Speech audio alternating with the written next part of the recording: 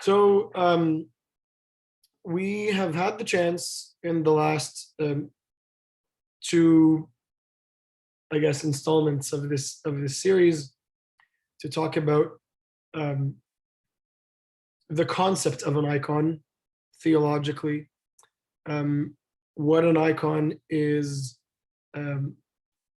meant to do theologically, its history, its tradition. And I've tried to show you guys that this rich theology of icons, which really kind of exists across the majority of traditional or Orthodox churches, has been found in the Coptic Church across centuries, and that through times of, ups and downs, times when the tradition was a bit more vibrant and other times when there wasn't so much artistic production, that all of this together gives us an extremely rich repertoire and language to look at and absorb, and also to work with in contemporary times, whether as iconographers or as clergy or Sunday school servants, using the icon as an educational tool or as a tool for our own spiritual life, whether in the church or at home. So now I want to tell you guys about a bit more about the liturgical function of the icon, and how this can sort of give us a path into the future. What might the importance of iconography be today, and what impact that might have on the life of the church.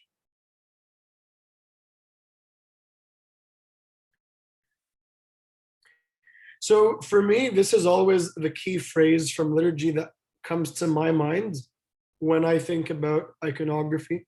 And I can't remember, but I think I brought this up last time as well. This is kind of, before the prayer of the epiclesis, which is when everyone bows down and the priest asks for the descent of the Holy Spirit.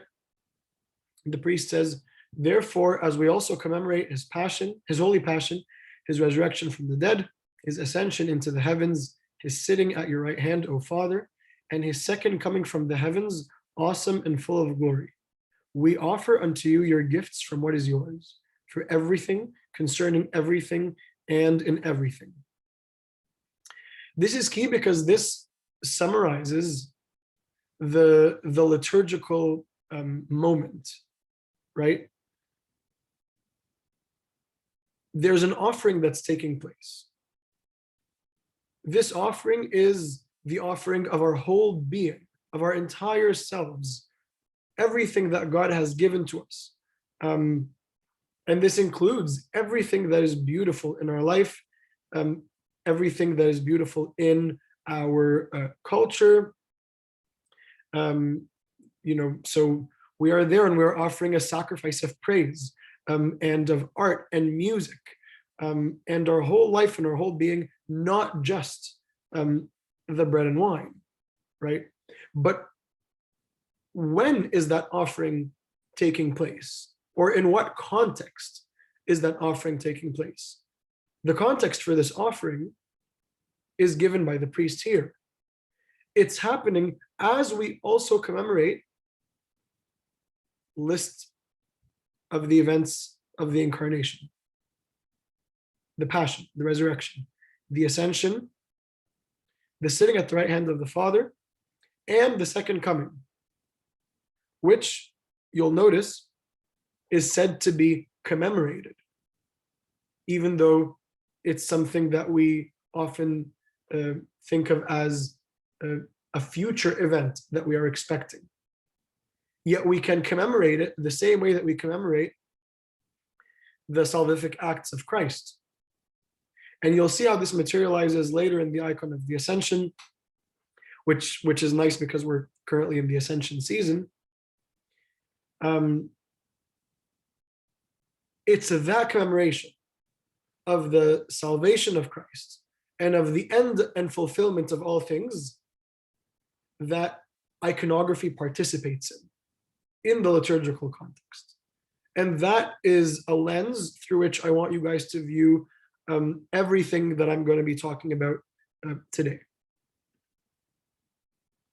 So the icon is a liturgical image. That is the primary criterion.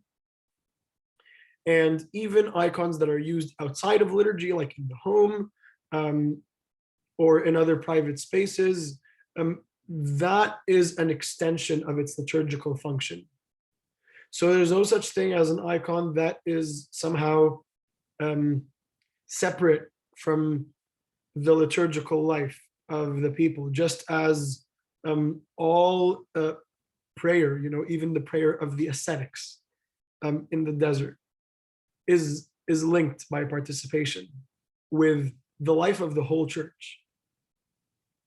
And so when we look at what is an icon, we have to look at what is liturgical, what is the meaning of the image, and what is an image that is appropriate to the worship of God. So to give you guys an idea of all of this, and to kind of train your minds to understanding what that means, that the icon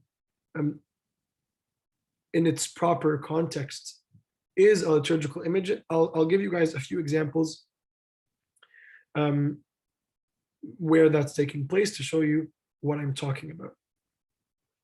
This icon from the late medieval period is an icon of the Nativity. And I mentioned it last time, I believe. I'll just go over it quickly again. There's a few liturgical elements here. One of them is that the manger is depicted, or seems to be depicted, as an altar, in the sense that this is a decorated table with ornamentation and pattern. It's not what you would imagine a real manger to look like. And the Virgin Mary is pointing us to it. And we talked about this bringing together of all times and all places into the liturgical moment, which is the moment of the kingdom of God.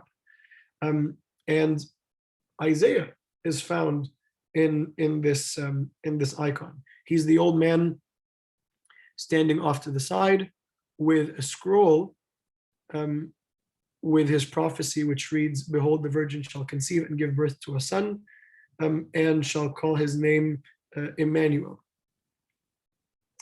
And so it works in this way of bringing all times and all places together into a single unity around the table and the banquet of Christ. And the ox and the donkey, you can see one of them has his tongue sticking out. They're standing at the manger, or now at the altar, ready to eat. And so they will be eating not their regular food, but the bread of life. This lines up perfectly with what Saint Cyril says in his commentary on the Gospel of Saint Luke, in which he makes the exact same comparison, comparing the manger to the table of the Lord, where those who have fallen to the nature of beasts, i.e. sinful humanity, come to receive the true food, which is the bread of life.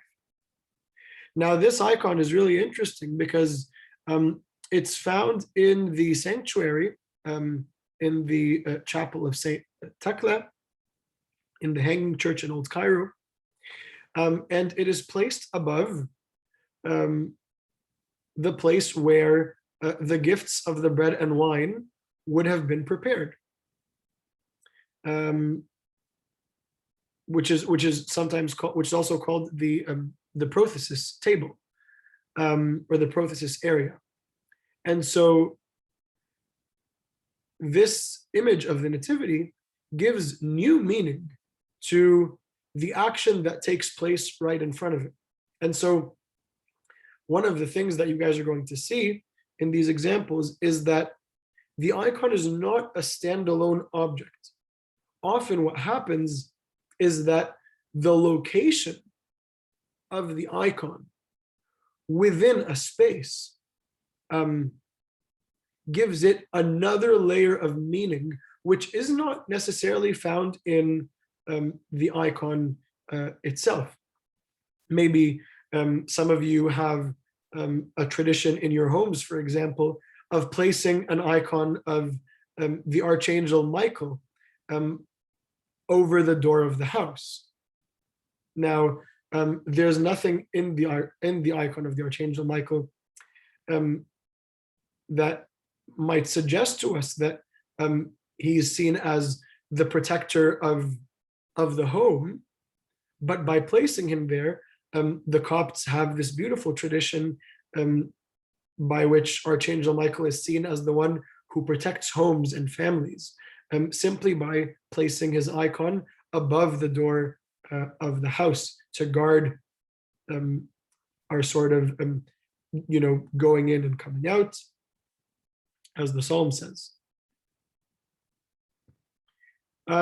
This is an interesting one. You'll see in this icon of Palm Sunday, the way that Christ is seated, and this appears in most icons of Palm Sunday, is not the way that you would expect someone to be sitting on a donkey. And so his position here and the way that he's dressed is actually meant to be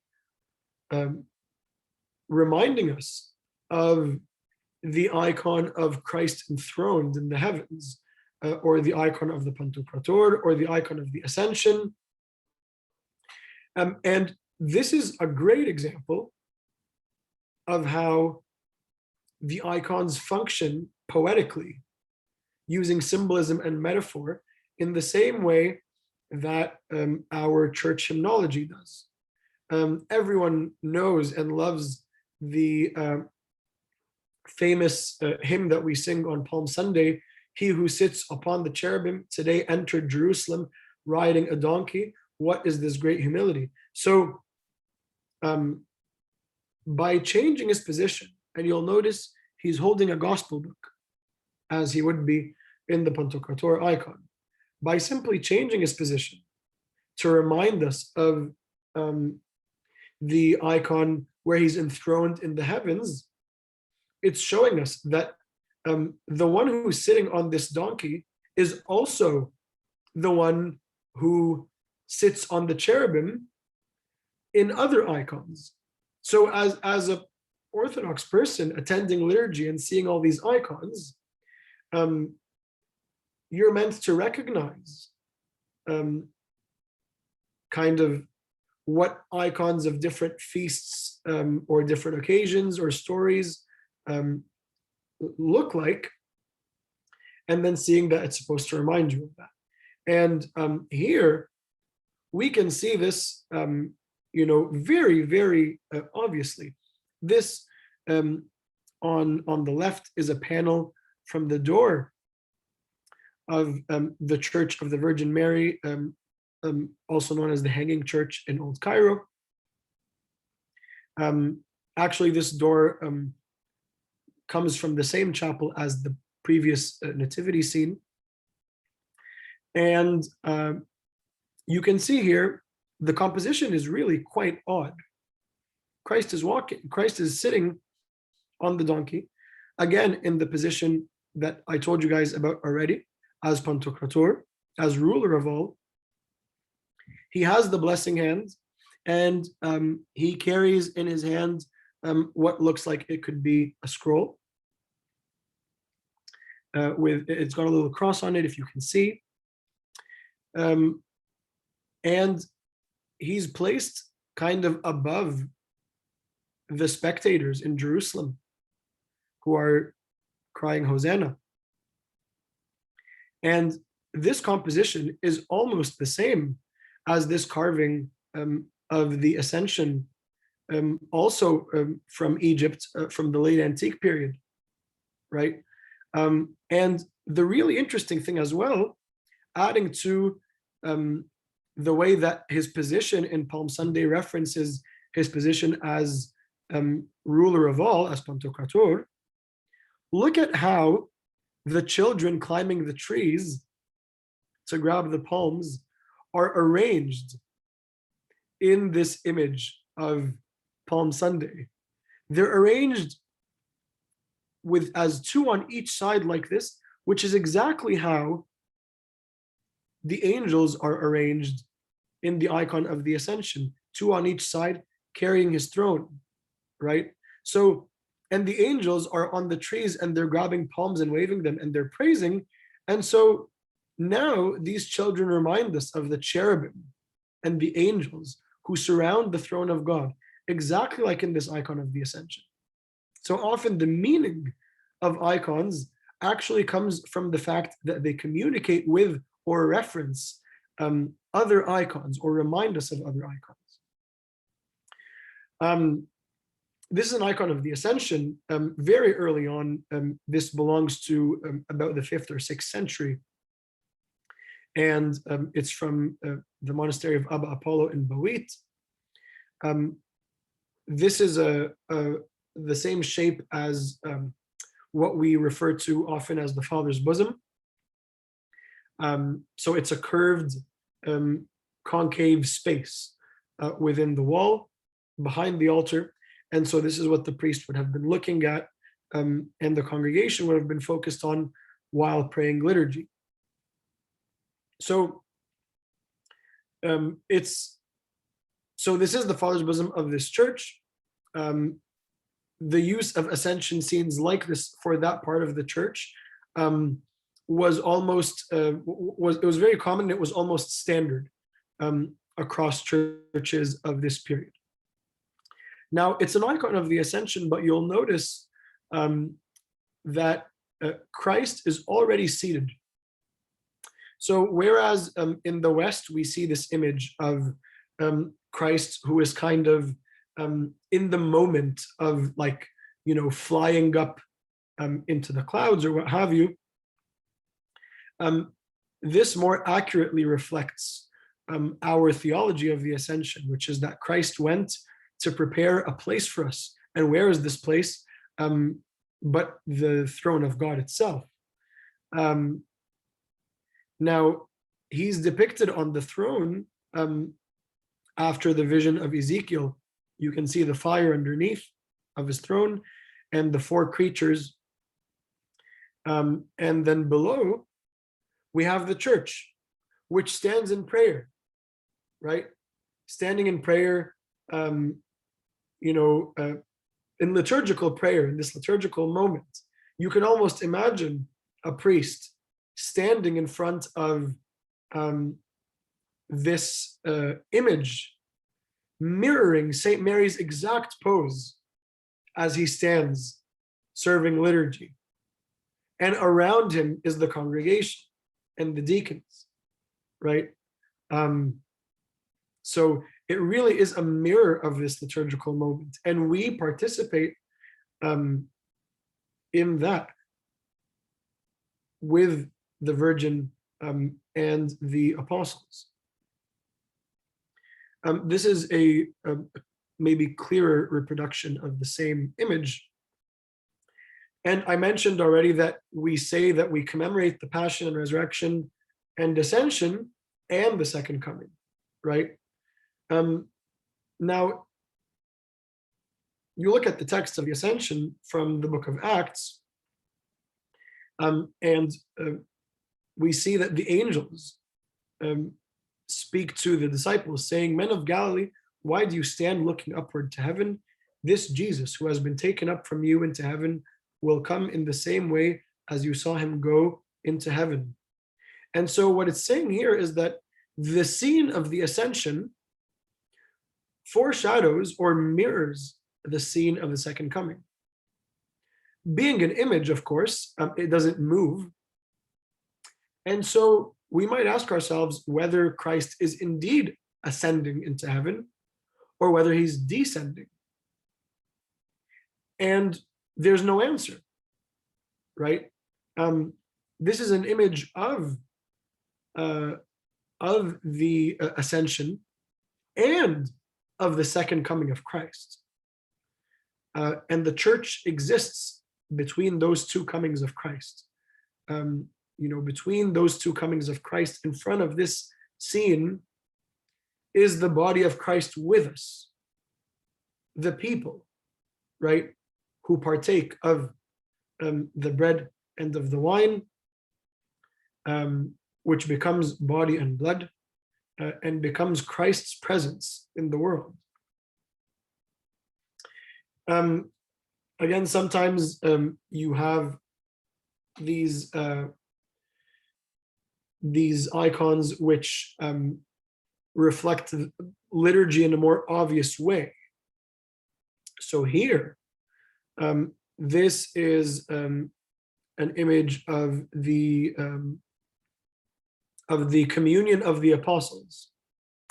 And if it's not familiar to you, that's okay, because it hasn't really been painted in Coptic churches for many centuries. I'm not sure why, but that is, it's a bit of a rare image now. But this was sometimes found in the nave. We have 3 examples of it in Coptic art history. This one in particular, or this is a watercolor reproduction of it. As you can see, the original is damaged, and so they make sketches of it so that it's more clear, so you can see the themes and what's being depicted in it. Christ is standing at an altar, and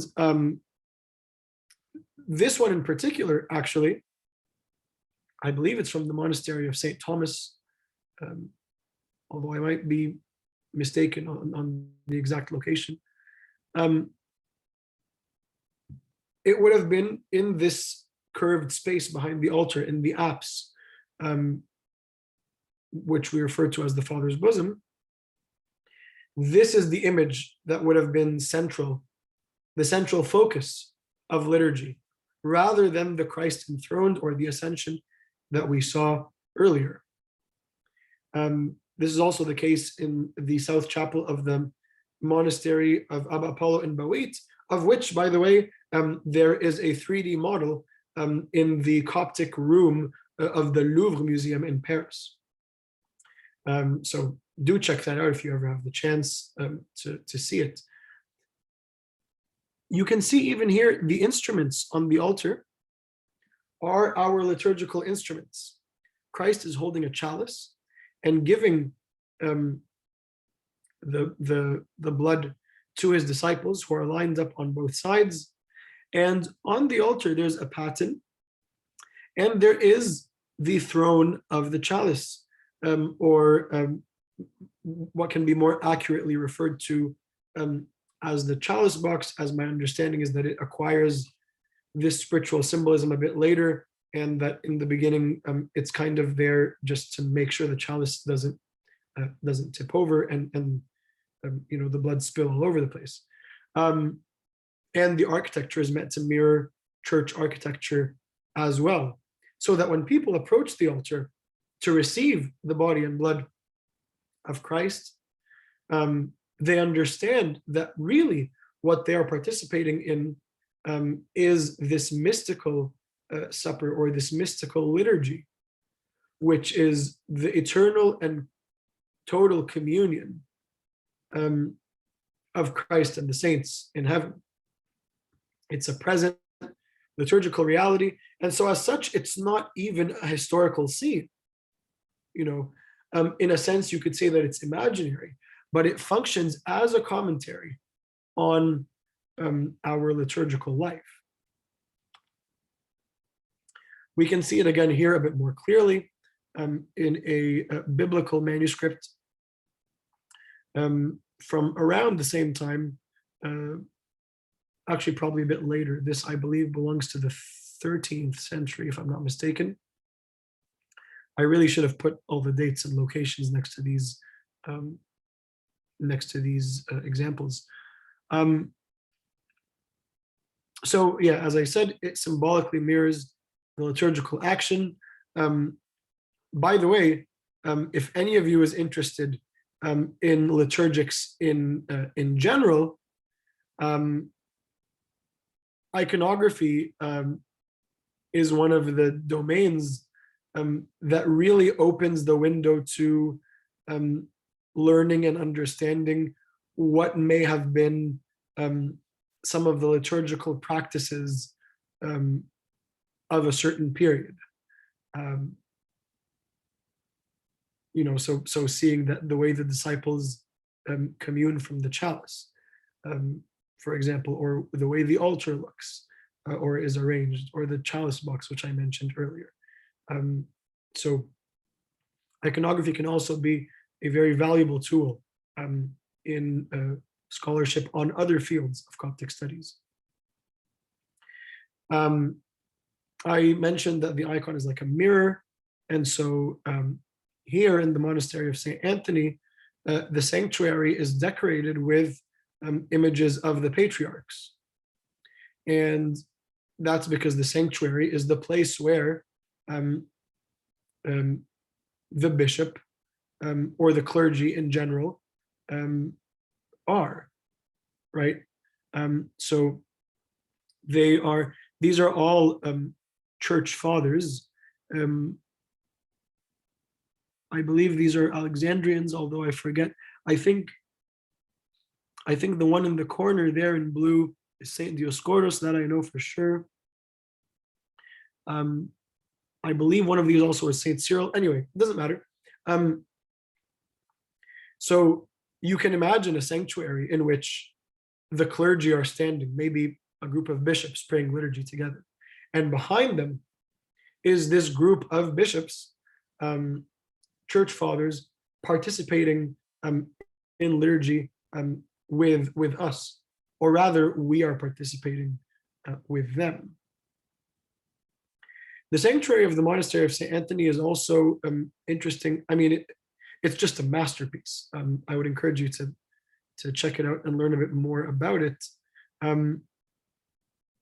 So, I mean, it's interesting for a number of reasons, but here we can see the apse where we have Christ enthroned and the four creatures, the sun and the moon, and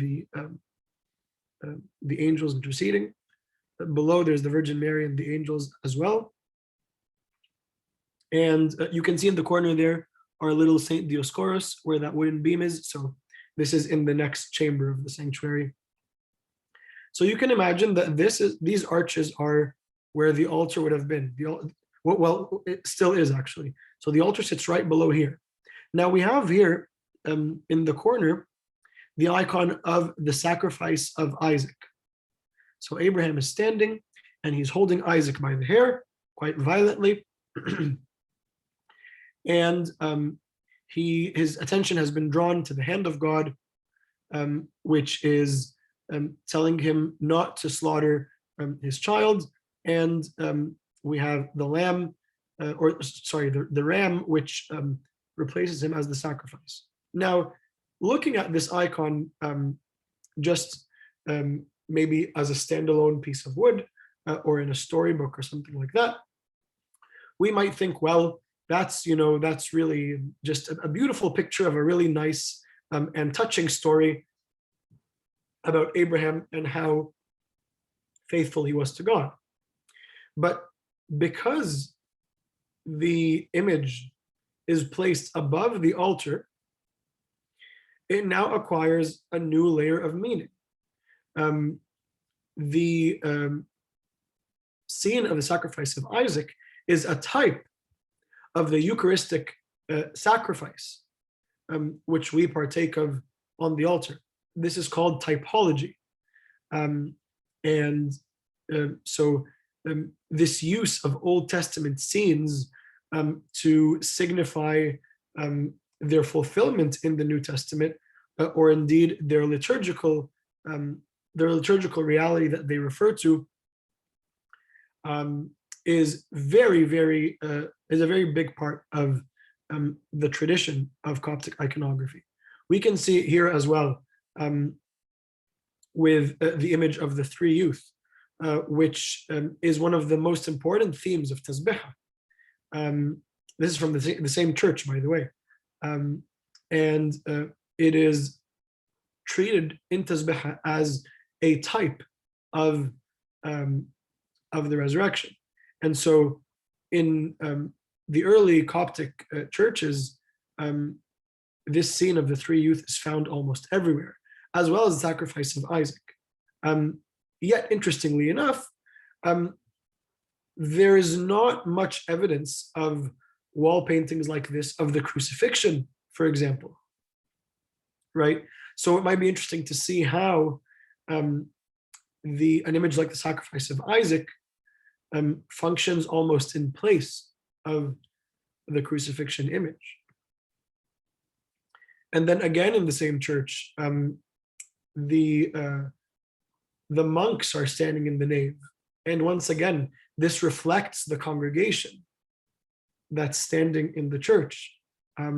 Some churches today do this by, having the habit of maybe putting male saints on the side of the church where the men sit, and putting female saints on the side where the women sit, as this kind of mirroring of those who are using the space.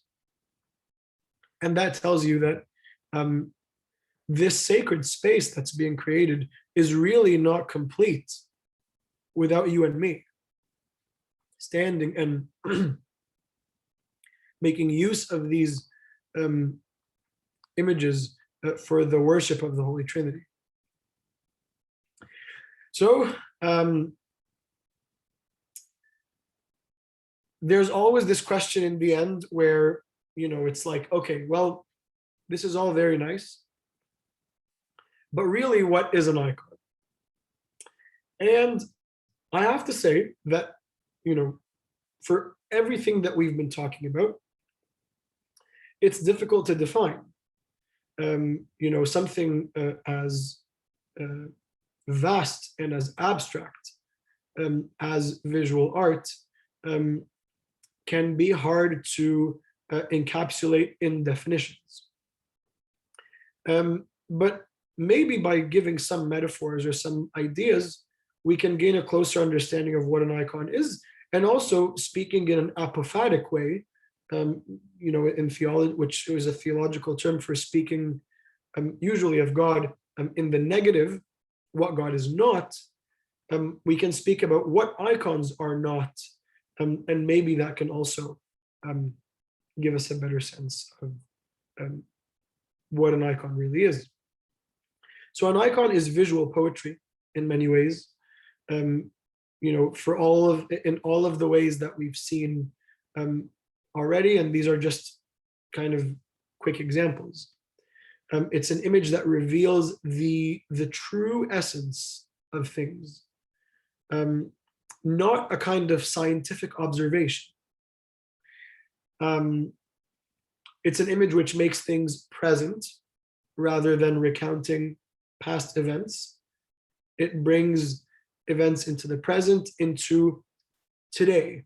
Again, our hymns function the exact same way. This is the day the Lord has made, right? Everything, Christ is risen. Today, Christ is risen. Today Christ has ascended. Everything that we speak about in the church in terms of hymnology speaks about things in the present, as this event is taking place today and we are participating in it. I would say that it functions as a commentary, on biblical text, let's say, or on our faith. And fundamentally, it's an invitation to communion with the Holy Trinity. What an icon isn't, it's not photojournalism. An icon is almost never this like snapshot of, what would this event have looked like had you been there. If you were in Jerusalem 2,000 years ago, this is exactly what you would have seen. That's not what icons are doing almost ever. An icon isn't an image that provokes a sensual or passionate reaction. It's not art for art's sake, right? So it's not art that refers to itself. It refers us to a greater reality. It refers us to something beyond itself. And it certainly is not an image that's designed only to kind of please the viewer, as you might see maybe from the Renaissance onwards and into the modern period. I've brought up some quotations from a book that I mentioned to you guys. Oh, it's not here. A book that I mentioned to you guys last time. It's Aidan Hart's book, Icons in the Modern World, Beauty, Spirit, Matter. It's a great introductory book. And I mean, while I'm sure some people would criticize, as I said, anything that kind of gives definitions of iconography, I think Aidan does an amazing job of jumping through different ideas while still explaining iconography in a way that gives room for a lot of openness and a lot of variety and creativity. So he says, he's talking about abstraction. Abstraction is, we think of it as being something in modern art, but it's an ancient art as well, which is, the simplification of things for a certain artistic purpose. You might think of the art of the pharaohs, for example, where they simplify the human figure, where they simplify architecture. So he says, one can say that abstraction makes icons more realistic than those naturalistic works which limit themselves to physical realities. For this reason, traditional liturgical art usually unites joy and sadness, hope and compunction. Sentimentality has no place. Its aim is to turn our will towards the will of God rather than to stimulate feelings. Here, by the way, when he speaks about art which limits itself to physical realities, he's talking about any art that is based on kind of the observation, the accurate scientific observation of anatomy or of nature, which is really something that begins in the Renaissance. At the risk of overgeneralizing the differences, Orthodox iconography aims to indicate a transfigured world and freely uses abstract means to suggest divine realities. Now, an interesting topic for debate would be this point that he just made, about suggesting divine realities, because as you guys might remember in the first talk, St. John of Damascus said that I depict what I have seen of God, right? And that it's impossible to depict the invisible divinity. So, which, could lead us to a question about what is the role of style and expression? We might think, for example, of the long hymns, the melismatic hymns that we have in the Coptic tradition, where the music, suddenly just the words are lost and the music becomes just this cry to God that is beyond words, that expresses, I think, in a very real sense, the beauty of God. So I certainly think Aidan's onto something in pointing this out. It flattens in order to evoke rather than imitate, and to lead through to the subject matter rather than reproduce it pictorially. It leads us through to Christ. our worship doesn't end at the icon. If our worship was towards the icon, it would be an idol. But the icon is meant to lead us past itself. A good icon should always allow for someone to look at it for a bit and then close their eyes and do the rest of the work, right? An icon that, is so extravagant that it commands your attention the whole time, maybe isn't serving the function of prayer as well as it should. As we shall see, the icon teaches us as much through the way it depicts things as in what it depicts. The icon is a radical way of seeing and therefore suggests a radical way of acting. When we look at an icon, we are seeing how a saint sees. In short, the saint sees things as they are. The contemplation of things as they truly are, as God made them. For example, sometimes we see other people lustfully. For example, we see other people as an object for our consumption. One of the things that an icon is supposed to do is to open our eyes to the reality, which is a person is not an object for your consumption. A person is the image of God, right? So it's refocusing our attention and our vision in the way that we see the world in its true reality. And finally, he says, in this sense, liturgical art is not art in its modern sense. Its aim is to lead us beyond itself. This is addressing the issue of art for art's sake, and the modern art that you might see in galleries, for example, which I enjoy very much, but it certainly doesn't come even close to what icons do. So its aim is to lead us beyond itself and not to be admired as a standalone work of art. This requires a deliberate imperfection in the work to remind us that the ultimate reality is the subject matter and not the image. This in large part explains why the Orthodox icon tradition tends to compress three-dimensional space into two and use other means of abstraction. Abstraction, which I mentioned before, simplification of things, is in fact common to sacred art of virtually all cultures. Naturalism, meaning the observation of nature in painting, emerges in anthropocentric epochs, in epochs which focus more on the human being. And we see that, for example, in humanism in the Renaissance, or later on in things like the Baroque period, or the Rococo, etc. Now, having said all of that, and having sort of tried to formulate an idea of what an icon is and what it's supposed to do, what does an icon, what does the future look like for icons? And I said to you guys in the first talk that our world today is a world of images more than any other civilization ever in human history.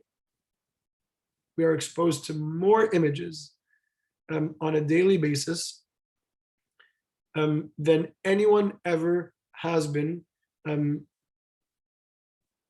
the history of humanity, through our phones, through social media, through TV, through all of this stuff, right? And so and I said this as well, if philosophy was the language of the Hellenic society in which the church fathers lived, and that they had to learn philosophy well in order to speak the Christian faith to their world, images are the language of our time. And it is the language that we must learn to be both literate and fluent in, if we have any chance of speaking the kingdom of God into this world. I showed you guys in the presentation on history that slowly the church began to have less images, and images began to disappear slowly. You know, there's a lot less images here than some of these more ancient churches. Just maybe limited to some things hanging up on the walls and in the front. And then we enter a period where the Copts are not making any artistic production at all in terms of liturgical art.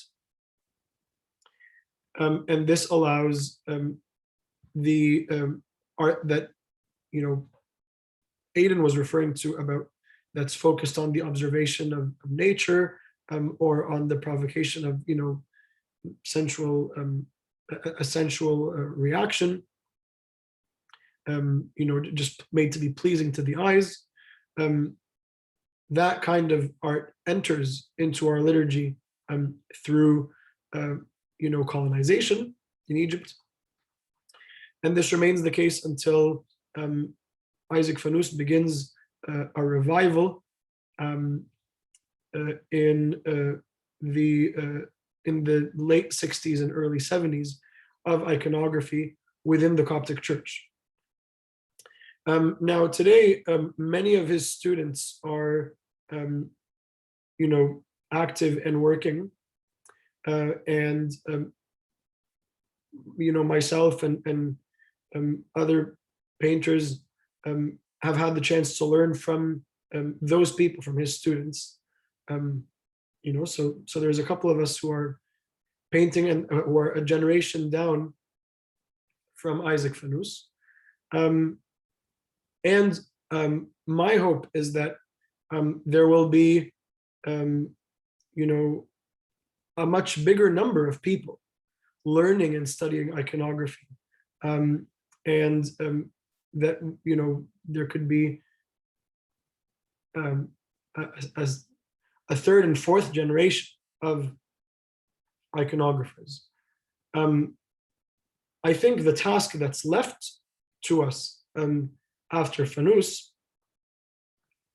is to dig into our tradition constantly. And so, you know, being in touch with the world of archaeology, and it's really exciting stuff. Like, you know, sometimes there are conservation projects in different parts of Egypt. Like the Deir el-Suryan Conservation Project has a Facebook page that you can check out, where they showcase their discoveries. And the more these discoveries get made, the more it opens our eyes to the richness of our tradition. And expressing our tradition and theology in fresh new ways that are in symphony with the tradition that we have. And I told you guys last time about the idea of tradition as symphony. You know, we can't kind of go off and start doing our own thing, but we need to rehearse the symphony that's already been played, and then learn to play a new kind of line of music that is in harmony with what's already been played. Looking into our tradition to see what images may have particular resonance in speaking to the world today. An image like the Nursing Virgin, for example, right, may have so much to say to a world which is kind of struggling with different ideas about feminism and the role of the human body, right? I'm trying to think of other examples. A lot of you may know the icon of Christ, the true friend. You know, it's known as that, but it's the icon of Christ in Abat Mina, where Christ has his arm around his shoulder. You know, and that kind of language can certainly reposition our society's view of friendship, for example, which has become largely over-sexualized. You know, finding these images in our tradition that can reposition our thinking and reposition how we see ourselves and the world. And viewing, I think, sacred space as a whole, and you know, not icons as separate, as I just showed you guys how the entire space is what matters, whether at home or within a church, and seeing these spaces as a contributor to our liturgical life rather than viewing icons as isolated objects. And seeing that icons are not this like specialist discipline.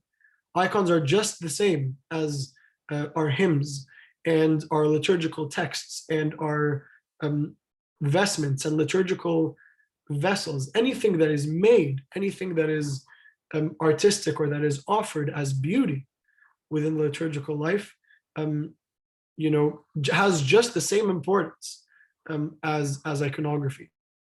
And so I'm glad as well that you guys will be, talking about hymns as well. And when you talk about hymns with Danny, by the way, pay attention to some of the stuff that I've been talking about, and see whether you can find these moments of overlap between the text of the hymns and the iconography, the iconographic tradition. Doing this will train our eyes to see the world correctly, to see beauty, goodness, and truth in the world, right? Whatever is good, whatever is commendable. St. Paul commands us to meditate on these things, right? Christian life fundamentally is about how to see, right? And there's all this imagery that Christ uses about vision and blindness. The Christian person is the one who sees correctly, the contemplation of things as they are, which we see in the Desert Fathers, for example. And seeing the true essence of the world as God made it and saw that it was good, then icons become not just this kind of specialist or scholarly discipline for a few people, but it becomes a way in which we see the beauty of God and the beauty of the world that he created, and most importantly, the image of God in myself and in my neighbor. So thank you for listening, and it's been a very fun 3 sessions with you guys. I love this kind of stuff because it helps me kind of flesh out and articulate how I talk about these things to people. I have like a PowerPoint from before of just examples of iconography in the modern world and how kind of diverse it is. But I think it might be better to maybe take some questions if you guys want. Or maybe I can actually kind of just play it while we take questions. Actually, how's that? Let's do that. Okay, I'm gonna unshare my screen, and then I'll play that PowerPoint. This is iconography from all traditions. And